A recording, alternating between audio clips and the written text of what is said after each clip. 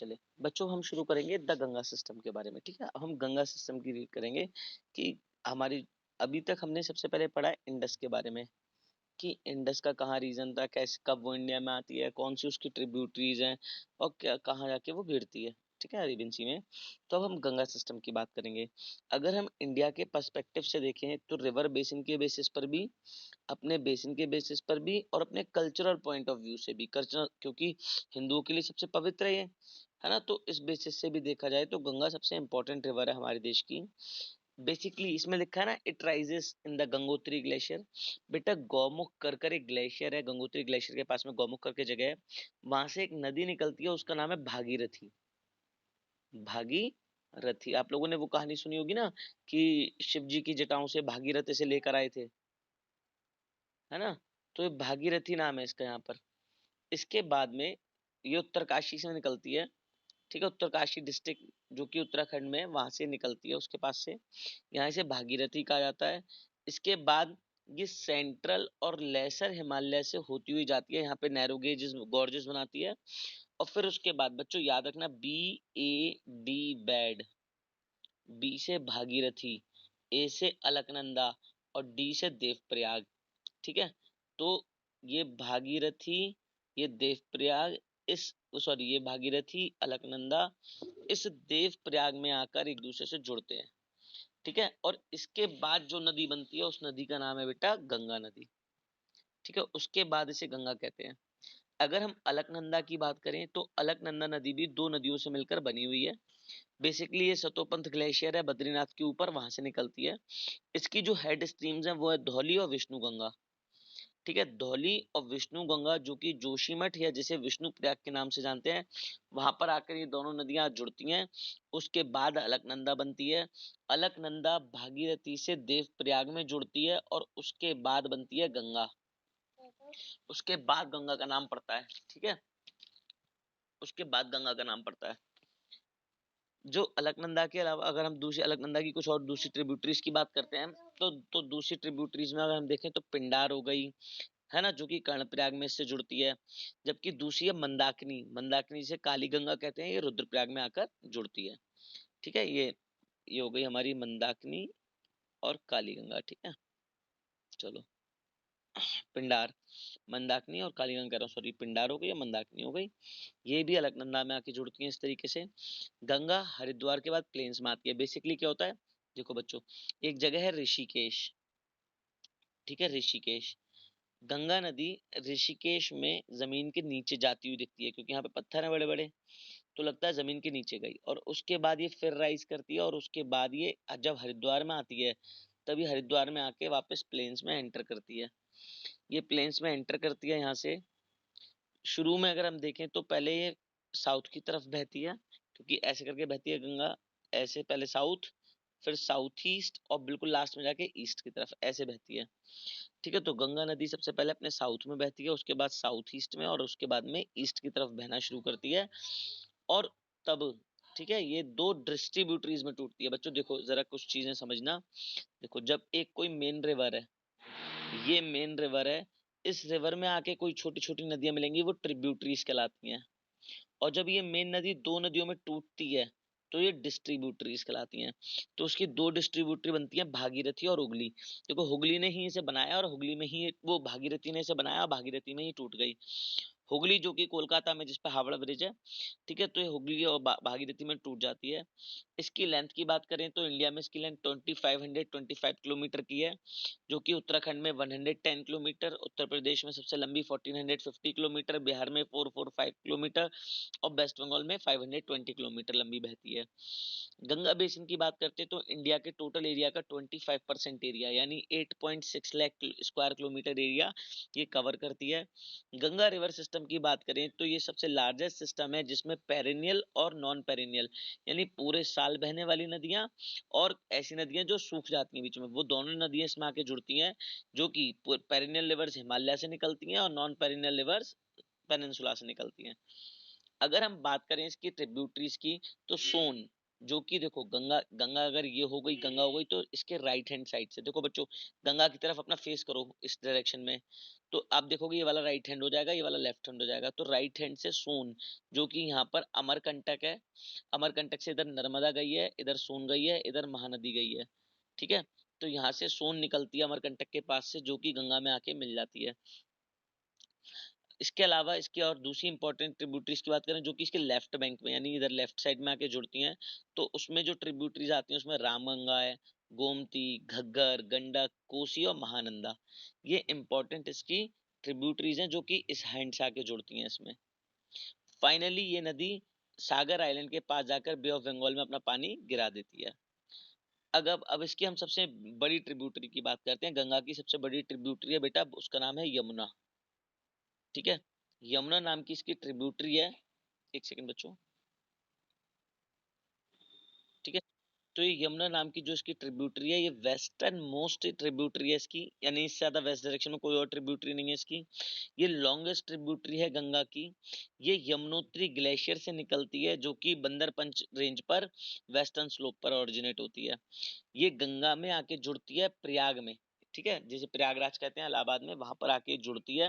वो वहां पे जो नाव वाले हैं उनका कहना है कि यहाँ पे गंगा, यमुना, यमुना और गंगा और सरस्वती तीनों मिलती हैं, जबकि सरस्वती यहाँ पर नहीं है। मैंने आपको ये वाली बात उसमें समझाई थी जब इंडस पढ़ाया था। इसके अलावा अगर हम यमुना की बात करें, तो यमुना की ट्रिब्यूटरीज में जो यमुना को राइट हैंड से यानी इस तरफ से जुड़ती हैं यमुना के, उन ट्रिब्यूटरीज में चंबल, सिंध, बेतवा और केन ऐसी ट्रिब्यूटरीज हैं जो कि पेनिनसुलर प्लेट्यू से ओरिजिनेट होती हैं।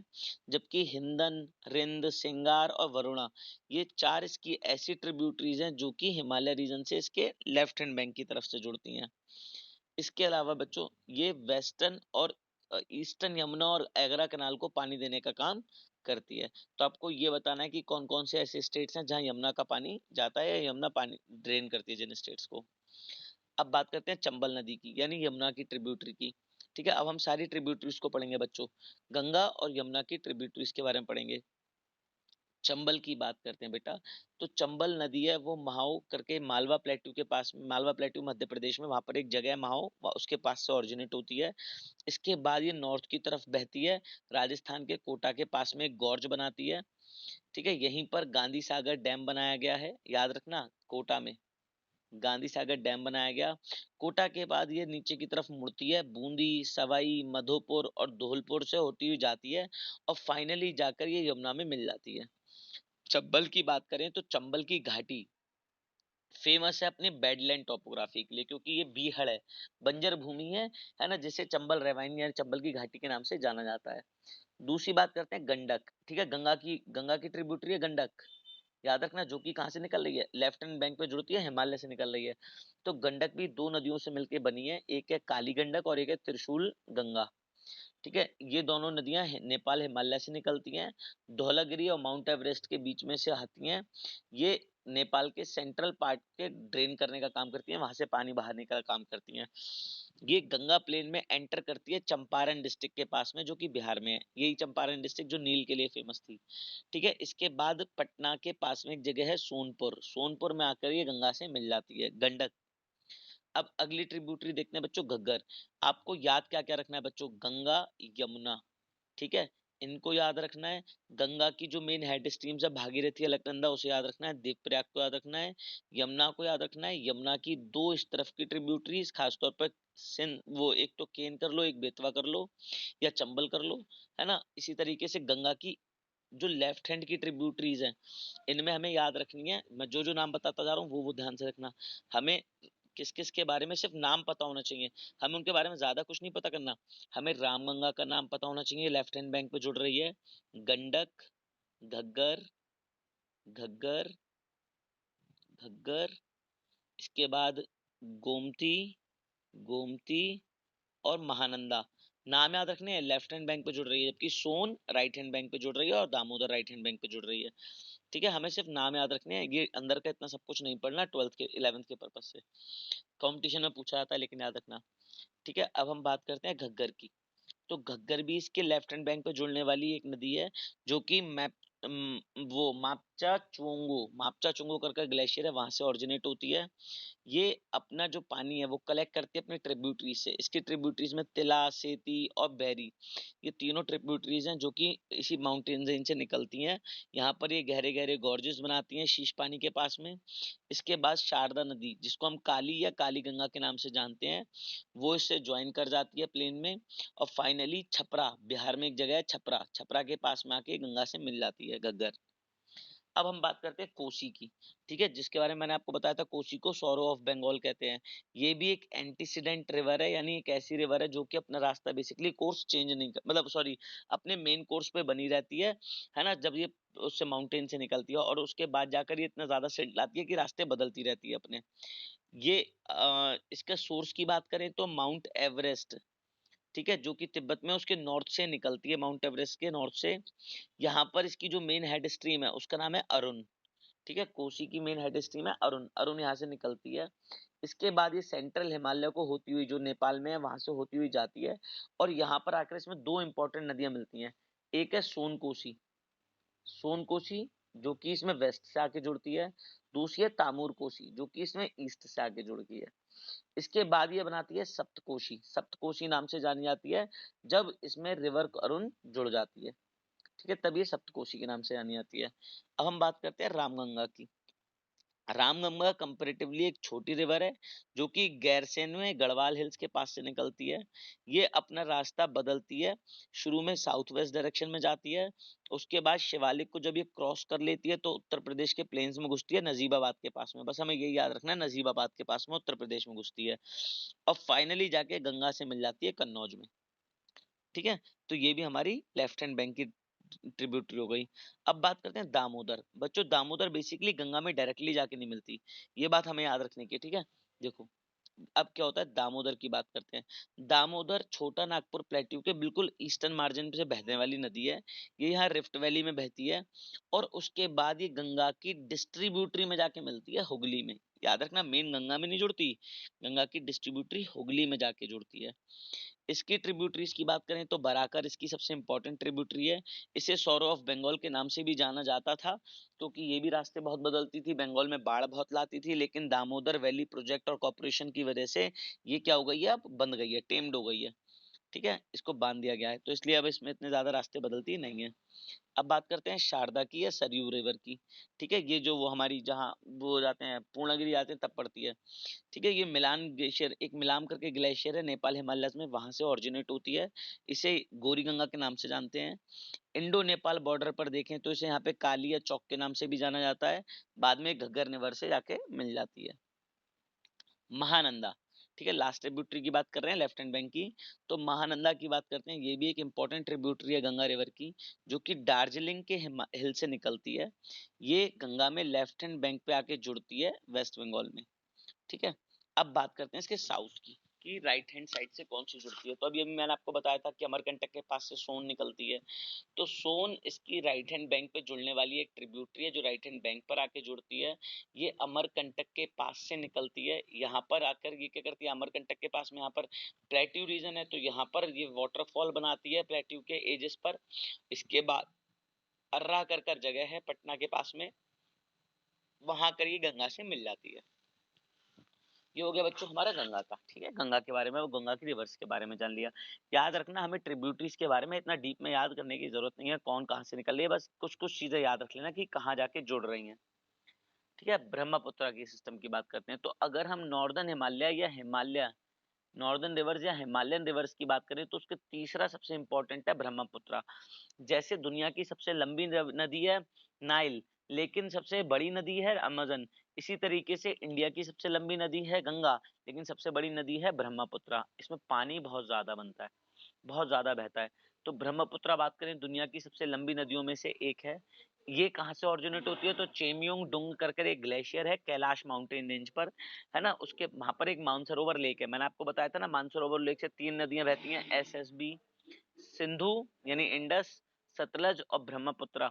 तो मानसरोवर लेक से ब्रह्मपुत्र बहती है, शुरू में ईस्ट की तरफ चलना शुरू करती है, 1200 किलोमीटर तक सूखे और फ्लैट रीजन में चलती है साउदर्न तिब्बत के, वहां तक जाती है। और यहाँ पर इस नदी को सांगपो रिवर के नाम से जानते हैं। सांगपो मतलब होता है प्योरीफायर, जो शुद्ध करने वाली है, तो सांगपो रिवर के नाम से जानते हैं। फिर इसके बाद इसमें नदियां आके जुड़ती हैं, जैसे रंगो सांगपो आके जुड़ती है, जो कि राइट हैंड बैंक की इसकी सबसे इंपॉर्टेंट ट्रिब्यूटरी है, तिब्बत में आके जुड़ती है। ये बहुत ही टर्बुलेंट नेचर की, यानी बहुत ही ज्यादा आक्रामक, बहुत तेज पानी की रफ्तार होती है, क्योंकि अभी भी तिब्बत रीजन में पहाड़ पर है, तो बहुत तेज इसका पानी का भाव होता है। इसके बाद यहाँ पर एक डीप गॉर्ज, गहरा गॉर्ज बनाती है सेंट्रल हिमालय में, जो कि नामचा बारवा के पास में है। बेसिकली बच्चों देखो, ये अरुणाचल प्रदेश में यहाँ पे ऐसे करके नामचा बारवा है, ये बहती है और बहने के बाद यहाँ पर एक डीप गॉर्ज बना के ऐसे गोल घूम जाती है नामचा बारवा के पास में, और यहीं से ये इंडिया में एंटर करेगी। याद रखना, अभी तक इसका नाम ब्रह्मपुत्र नहीं पड़ा है। जब ये इंडिया में एंटर करेगी तब इसे अरुणाचल प्रदेश के शुरुआती हिस्से में सियांग या दिहांग के नाम से जाना जाता है। ठीक है, ये सदिया के पास में, सदिया करके एक डिस्ट्रिक्ट टाउन है अरुणाचल प्रदेश में, उसके पास में ये इंडिया में घुसती है। फिर ये साउथ वेस्ट की तरफ, इधर की तरफ बहना शुरू करती है, साउथ वेस्ट की तरफ बहती है। ठीक है, ये साउथ वेस्ट की तरफ बहना शुरू करती है। अब इसमें इंपॉर्टेंट ट्रिब्यूटरी आके जुड़ेंगी, जैसे दिबांग या सीकांग हो गई, और लोहित। ये दोनों ट्रिब्यूटरी दिबांग और लोहित जब इसमें जुड़ जाती हैं, किसमें, दिहांग में, तब जाकर ये ब्रह्मपुत्र नदी के नाम से पहचानी जाती है इंडिया में। ये असम वैली में 750 किलोमीटर की जर्नी के दौरान कई सारी इसमें नदियां आके जुड़ती हैं, है ना। जिनमें से कौन कौन सी नदियां इंपॉर्टेंट है ट्रिब्यूटरी में, बूढ़ी दिहिंग हो गई, धनसारी हो गई, ये इंपॉर्टेंट राइट बैंक ट्रिब्यूटरीज है इसकी। जबकि सुबानसिरी, कामेंग, मनास, संकोश, ये इसकी लेफ्ट हैंड बैंक की ट्रिब्यूटरीज है। सुबानसिरी की बात करते हैं तो सुबानसिरी एक ऐसी ट्रिब्यूटरी है जिसका ओरिजिन तिब्बत में है, ये भी एक एंटीसीडेंट रिवर है, ये भी रास्ते बदलेगी अपने। ब्रह्मपुत्र जब बांग्लादेश में एंटर करती है, ठीक है, याद रखना, बांग्लादेश में धुबरी के पास से एंटर करती है, फिर ये साउथ की तरफ बहती है। अब बांग्लादेश में इसमें जब तिस्ता आके जुड़ जाती है, तो तिस्ता नदी जुड़ने की वजह से राइट बैंक पे जुड़ती है, इसकी वजह से इसका नाम यमुना पड़ता है। जमुना, यहाँ पे यमुना नहीं आना चाहिए, जमुना आएगा। ठीक है बच्चों, सही कर लो इसे, यमुना नहीं कहते, जमुना कहते हैं। ठीक है, तो जमुना नाम पड़ता है। देखो इधर जरा ध्यान से देखना, नीचे की तरफ जहां मैं समझा रहा हूँ, ये आई गंगा, बांग्लादेश, ये बांग्लादेश हमारा, ये आई गंगा। गंगा जब यहाँ पर घुसती है तब गंगा बनती है पद्मा के नाम से जानी जाती है। ये आती है ब्रह्मपुत्र, जब ये बांग्लादेश में घुसती है तब ये जानी जाती है जमुना के नाम से। और जमुना और पद्मा दोनों मिल जाती हैं, उसके बाद ये साउथ की तरफ बहती है और तब ये कहलाती है मेघना के नाम से। ठीक है, और मेघना नदी ऐसे कर यहाँ पर आके गिर जाती है अरे बे ऑफ बंगाल में। यहाँ ये पद्मा के साथ में जुड़ जाती है और बे ऑफ बंगाल में जाके गिरती है। इसमें मेघना नाम भी नहीं दे रखा, तो मेघना याद रखना, मेघना में जुड़ जाती है। ठीक है, मेघना बनती है। ब्रह्मपुत्र अपने बाढ़ की वजह से, अपने रास्ते बदलने की वजह से, अपने जो किनारे होते हैं उनको काट के ले जाने की वजह से फेमस है। अगर this is due to the fact, ऐसा इसीलिए है क्योंकि इसकी जो ट्रिब्यूटरीज हैं वो ट्रिब्यूटरीज बहुत बहुत बड़ी हैं, उनमें बहुत ज्यादा क्वांटिटी में सेडिमेंट्स आते हैं, बहुत ज्यादा पानी आता है इसमें। क्यों? क्योंकि इनका जो कैचमेंट एरिया है, खासतौर पर मेघालय वगैरह वाला रीजन वाला, वहां पे बारिश बहुत ज्यादा होती है। तो बच्चों ये तो बात हो गई आज के पढ़ाने की। ठीक है, आज के दो टॉपिक कंप्लीट हो गए। पेनिनसुलर ड्रेनेज मैं कल कंप्लीट करूंगा। आप लोगों को मुझे आप लोगों से क्वेश्चन है। देखो बच्चों, हम लोगों ने कुछ चीजें देखी थी अभी, आप सब ट्राई करिएगा बताने का कि ऐसा क्यों हुआ और कैसे हुआ। ठीक है, देखो हमने देखा कि यहाँ पर आई भागीरथी, यहाँ पर आई अलकनंदा, और इन दोनों के जुड़ने के बाद रिवर का नाम बदल दिया गया, गंगा कर दिया गया। लेकिन ये जा रही है गंगा, और गंगा में जुड़ गई यमुना, लेकिन आगे वाली रिवर का नाम गंगा ही रखा गया। तो ऐसा कब होता है जब नदी का नाम पुराने नाम पर ही बना रहे, या ऐसा कब होता है जब हमें उसका नया नाम देना पड़े? यस बेटा। हाँ, गहराई, हाँ गहराई के बेसिस पे बेटा। देखो भागीरथी और अलकनंदा दोनों की गहराई अलग अलग है, दोनों के जुड़ने के बाद जो रिवर बनी उसकी गहराई उन दोनों से बिल्कुल अलग थी, इसीलिए इसका नाम यहाँ पर चेंज करा गया। लेकिन गंगा और यमुना के जुड़ने के बाद गंगा की जो गहराई थी, उसका जो उसकी वो थी गहराई, वो चेंज नहीं हुई, इसीलिए उसका नाम गंगा ही रखा गया। इसी तरीके से रिवर के नाम बदलने की जरूरत तब पड़ती है जब रिवर के कैरेक्टरिस्टिक्स चेंज हो जाते हैं, वरना उसका नाम वही रखा जाता है जो पहले होता है। ठीक है, तो आज के लिए बच्चों सिर्फ इतना ही।